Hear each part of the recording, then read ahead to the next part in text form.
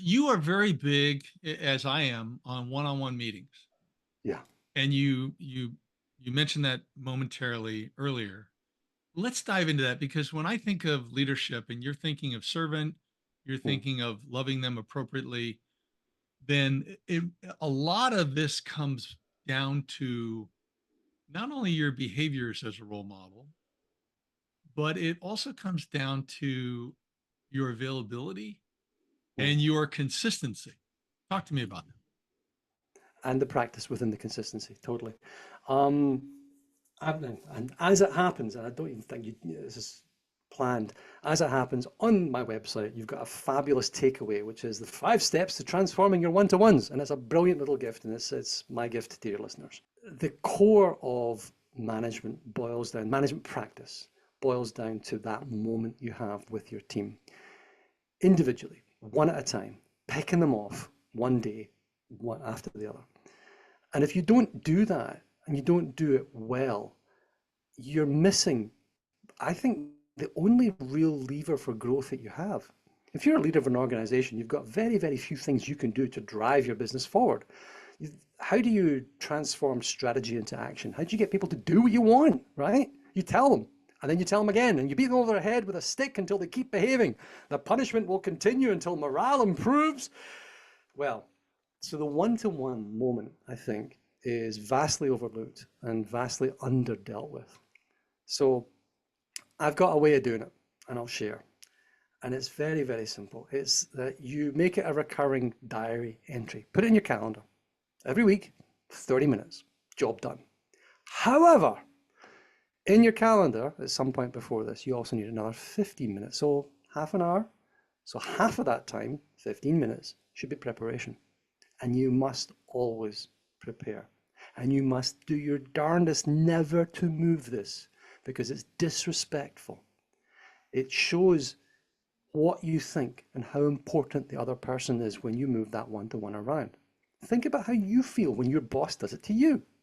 Keep it in the diary, keep it consistent, and follow a set, recurring, repeating agenda every single time. And because you've got this as a set, recurring, repeating agenda every single time, when something hairy and nasty happens, it fits in and you don't have to think about it, but you deal with it in the right order and the right way. And then the last magic trick is you track it. So we all use Google Docs or shared documents or whatever it is these days, Notion or whatever. Find some magical way of tracking every single one of these meetings in a rolling shared document. And in there, you just chuck in your notes for the moment. You say, I must talk to David about his paternity leave coming up because of X, Y, and Z. And then you follow that sequence. And the sequence I recommend, it's CUFCP, okay? CUFCP, which is check-in. Hey, David, how's it going? How's life? What's going on? How are the kittens? Did you get new hamsters? You mentioned you were looking for hamsters. Did you? Whatever it is. C is for check-in. The U is for an update. Can you give me an update on that project that you're talking about? Where are you on? Is everything, can I need to get you a connection with somebody? CUF for feedback. Do you know I observed, now feedback's a good word, but people don't like the word. I've got some feedback for you. Oh no, what did I do wrong? I've got an observation for you. And you can't argue with an observation because it's my observation. So I observed something. This is the impact of what I observed. Help me understand it. The best time is in the moment, of course, but if it can wait, put it into your one-to-one. CUF for feedback. C is for coaching. And all you need to do is to help people move forward is ask them when they come to you with a problem, oh, that's an interesting problem, David. What do you think our options are? That's it. Yes, you can become a coach. Go and do a coaching qualification. Cost you $20,000 and take you 5 years. Great, good for you.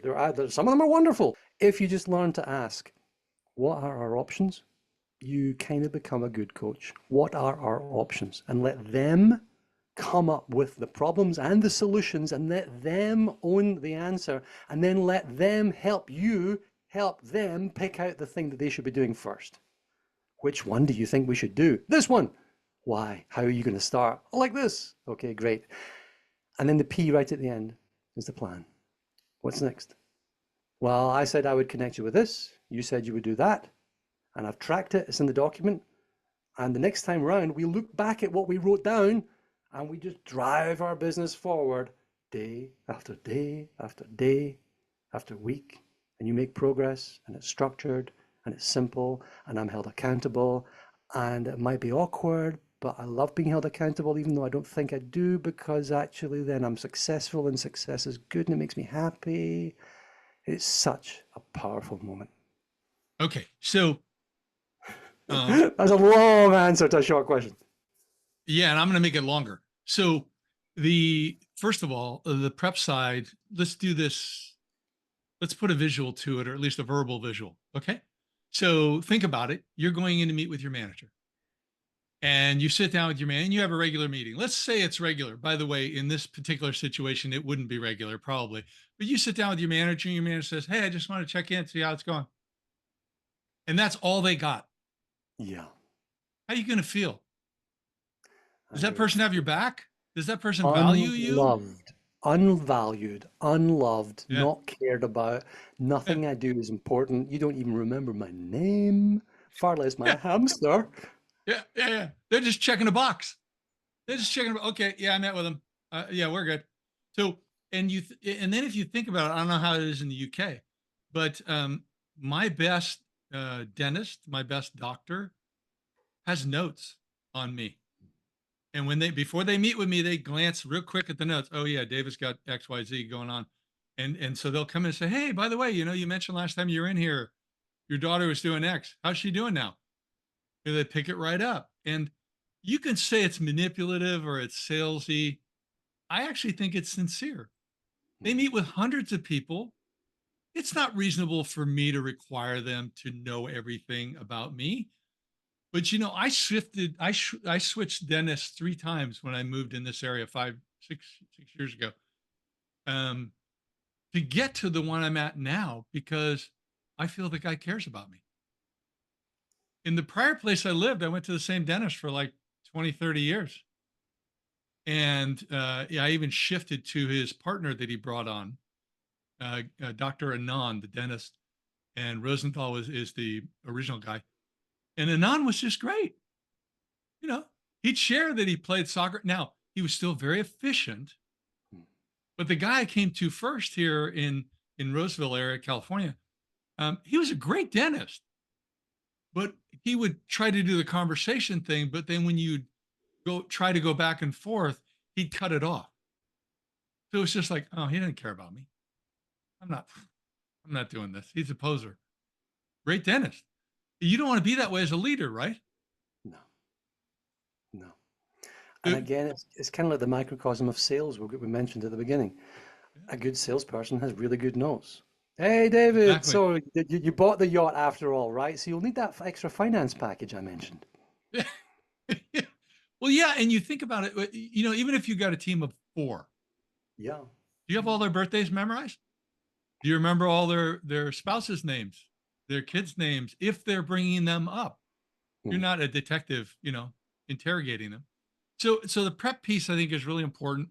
Doesn't always require 15 minutes, particularly if you're on a roll and you're keeping it consistent. Okay. And if it's shared notes, you're checking on the notes so you know how they're doing.